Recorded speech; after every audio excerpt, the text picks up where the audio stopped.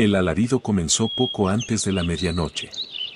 No era el sonido agudo del dolor físico, sino algo mucho peor, un ruido que parecía emanar de un animal atrapado en el momento exacto en que su mente se quiebra. Era el tipo de grito que obligaba a los guardias reales a presionar sus espaldas contra los fríos muros de piedra, deseando no tener oídos. Incapaces de escapar de aquel eco que recorría los interminables pasillos del palacio.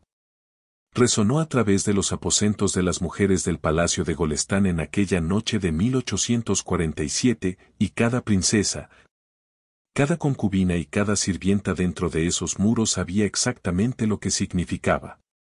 Otra mujer estaba muriendo por dentro. El nombre de la joven era Sara, una princesa de la dinastía Qajar de tan solo 16 años, hija de Asa y nieta de linajes que habían gobernado Persia durante siglos.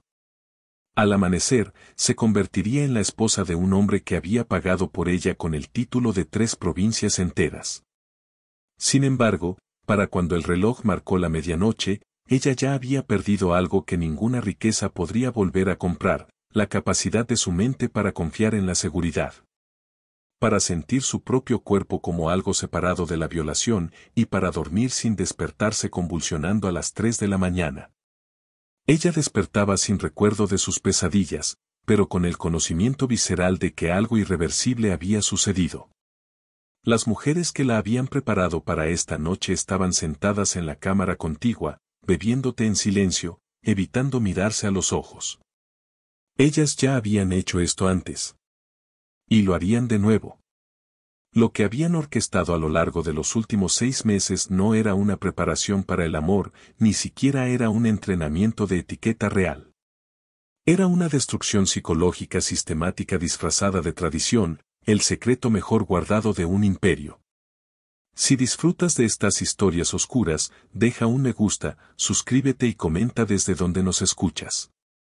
Tengo una curiosidad genuina por saber en qué partes del mundo se están escuchando estas historias que estaban destinadas a permanecer enterradas para siempre. La verdad no pertenece a los archivos polvorientos, pertenece a tus oídos, a tu comprensión y al rechazo colectivo de permitir que los imperios borren el sufrimiento que infligieron sistemáticamente a los más vulnerables. Esto es lo que le sucedía a las novias de la corte persa. Esto es lo que temían más que a la propia muerte. Y este es el ritual que rompió a tantas jóvenes mujeres que los historiadores modernos todavía no pueden ponerse de acuerdo sobre cuántas de ellas no sobrevivieron mentalmente intactas. En las cortes otomanas y Qajar de los siglos XVIII y XIX, las hijas reales se enfrentaban a un terror que no tenía nada que ver con el romance y todo que ver con el control absoluto. El proceso de preparación, mantenido meticulosamente en secreto y registrado solo en documentos codificados dispersos por los archivos del palacio, fue diseñado para hacer una sola cosa: borrar a la niña y reemplazarla con un instrumento de cumplimiento ciego.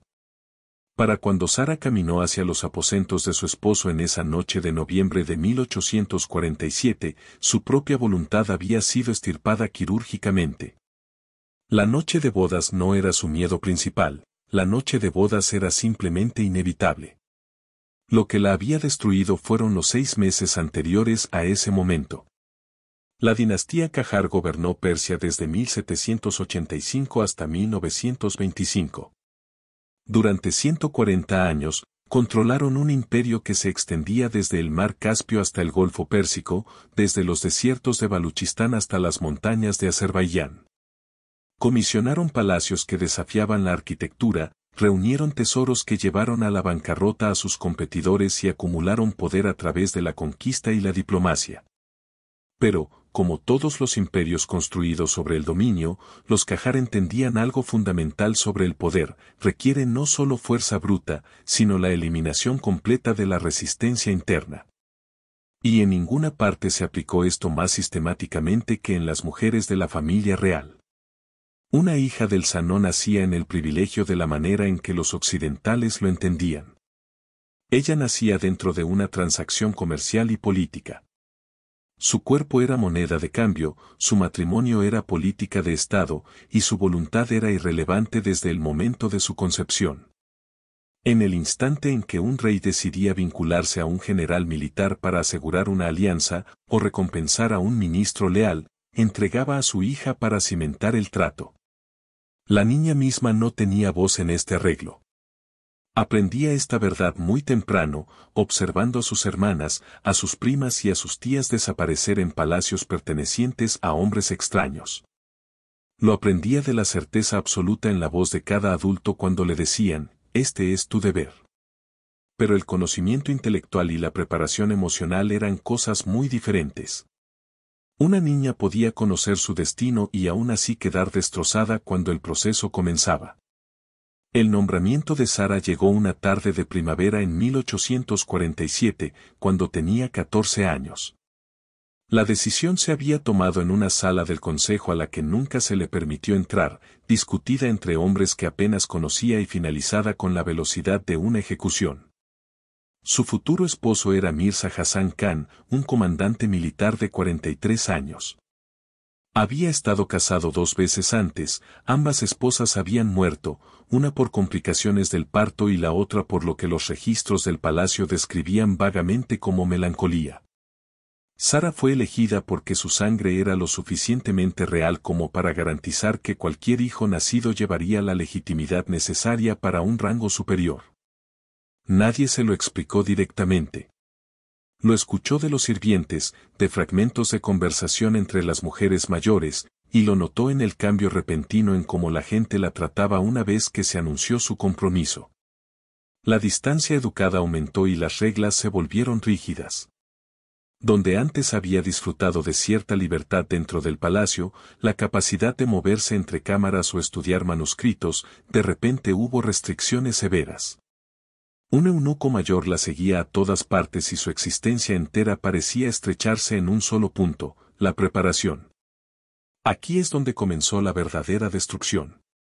Las mujeres encargadas de su preparación tenían títulos grandilocuentes como la supervisora de novias o la guardiana del decoro, pero su función era más precisa, eran arquitectas del borrado de identidad.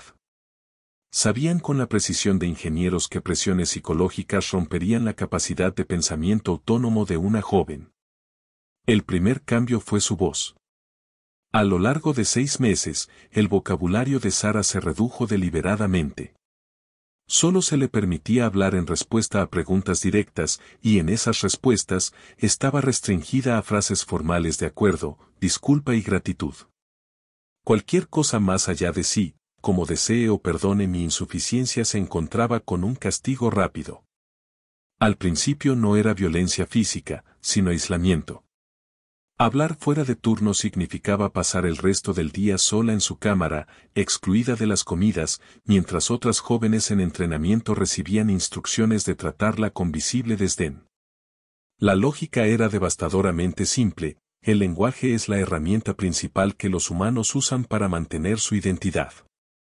Al restringir el lenguaje de Sara a 43 frases permitidas, el sistema no solo controlaba su comunicación, sino que desmantelaba su capacidad para pensar pensamientos complejos.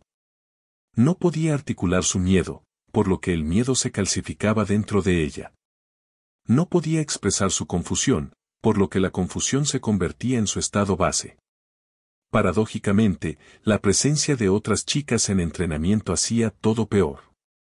Eran su única fuente potencial de consuelo, y sin embargo, habían sido posicionadas cuidadosamente contra ella.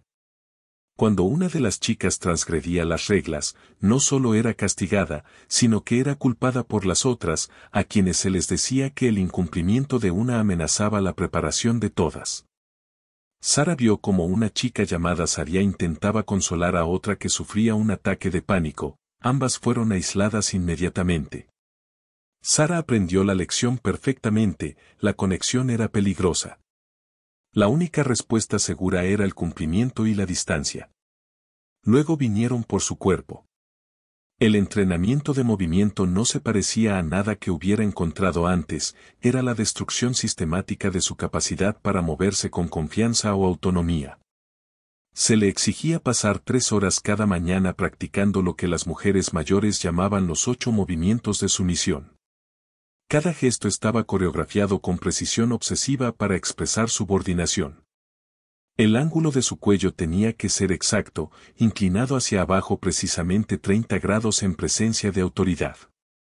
Sus pasos tenían que ser pequeños e inciertos, diseñados para hacerla físicamente más pequeña y menos amenazante. El objetivo era entrenar su cuerpo para expresar su misión a nivel neurológico, para que, al entrar en presencia de su esposo, su cuerpo asumiera automáticamente una postura de subordinación antes de que su mente consciente pudiera siquiera registrar lo que estaba sucediendo.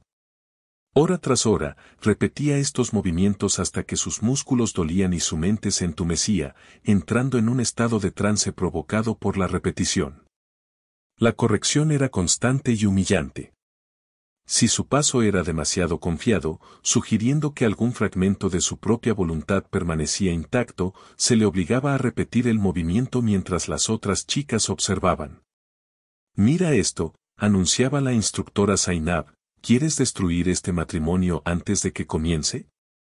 Lo que Sara estaba aprendiendo al nivel muscular más profundo era la gramática física de la impotencia. Estudios de sobrevivientes de trauma muestran que el cuerpo recuerda la coerción de maneras que la mente a veces intenta olvidar, el sistema nervioso autónomo aprende a entrar en estados de sumisión. Para el tercer mes, su cuerpo se había convertido en su enemigo, expresando subyugación incluso cuando ella no lo elegía conscientemente. Paralelamente, introdujeron el concepto de las pruebas. Eran escenarios elaborados diseñados para instalar un pavor absoluto y crear un estado permanente de hipervigilancia.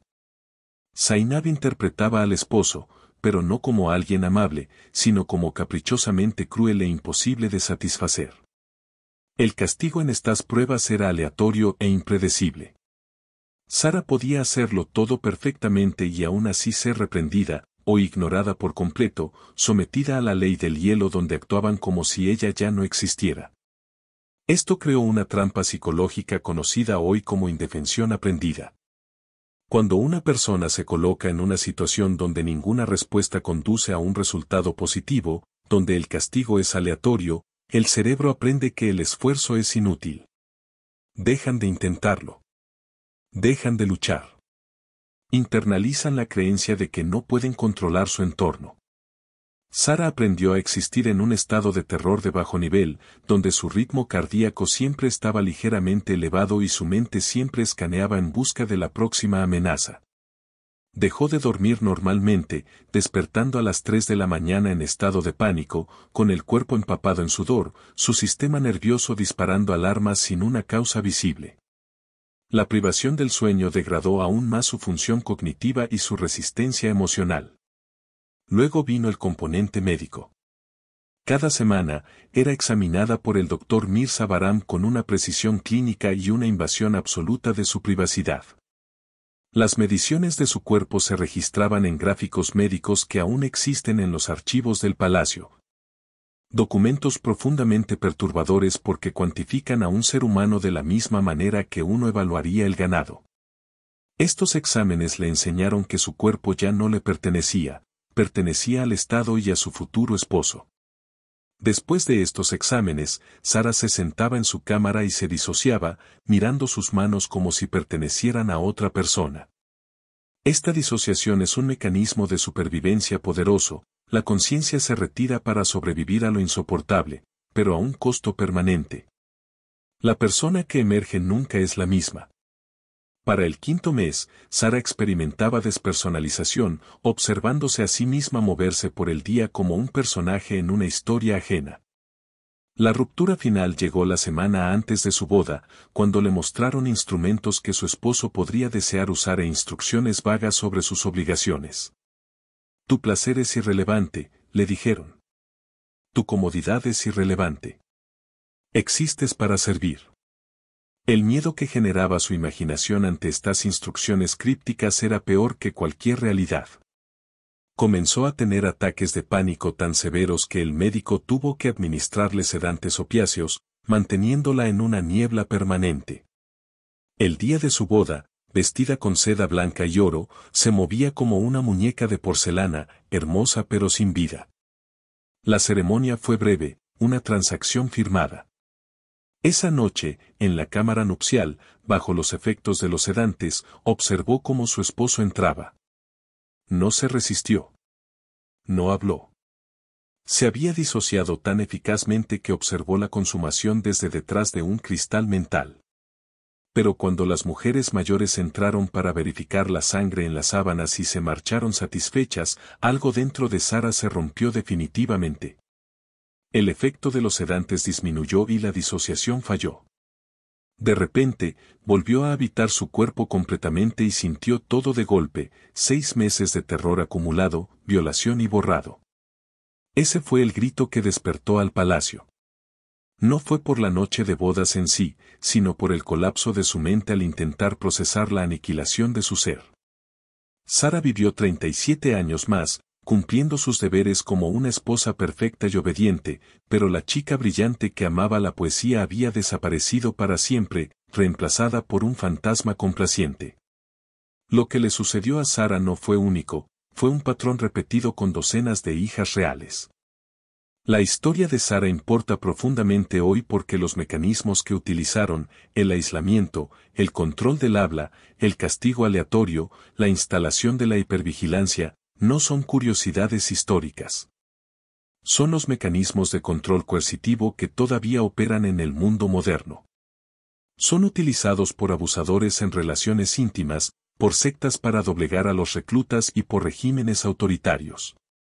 Los Qajar demostraron empíricamente que es posible romper completamente la voluntad de una persona a través de medios puramente psicológicos, sin dejar marcas físicas. Entender esta historia no es un ejercicio para sentirnos superiores al pasado, sino para reconocer patrones que siguen activos y peligrosos. Al nombrar estas tácticas como tortura psicológica, damos el primer paso para negarnos a permitir que sucedan de nuevo. La historia oficial rara vez es la historia verdadera, y es en estas verdades difíciles donde comienza la verdadera comprensión del poder y la resistencia humana.